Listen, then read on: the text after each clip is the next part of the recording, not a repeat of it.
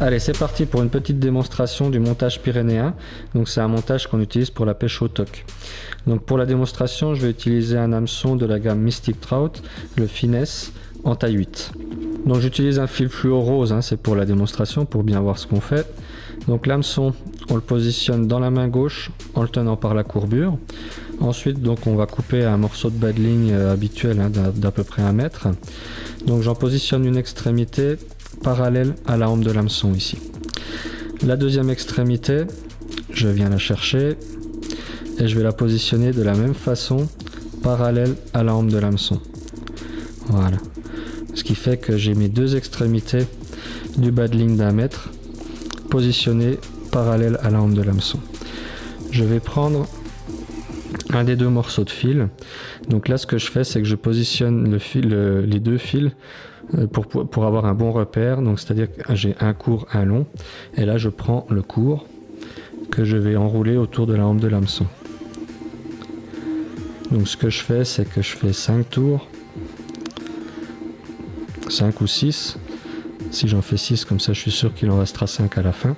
Donc une fois que j'ai mes 6 tours, je bloque l'espierre sur l'hameçon et donc là j'ai enroulé le fil court. Donc ce que je fais, c'est que je tire sur le fil long. Et donc il faut que je tire les 1 mètre de fil.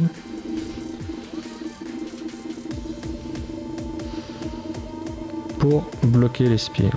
Donc là il faut arriver à tirer sur les deux fils. Hop. Un petit coup sur le petit, un petit coup sur le grand.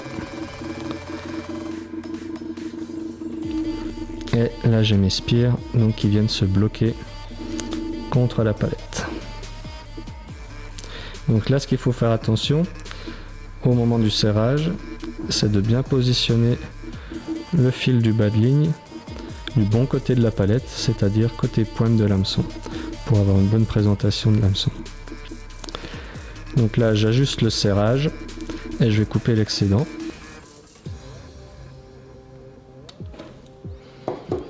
Donc là, ce qu'on remarque tout de suite, c'est que le petit excédent qu'on va laisser, il est positionné vers le haut, en direction du bas de ligne. Contrairement aux autres nœuds, où l'excédent va se trouver contre la hampe de l'hameçon.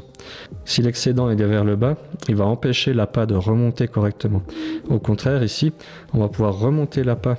Elle enfile un petit peu sur le fil, et il sera retenu par le petit excédent de fil ici. Voilà.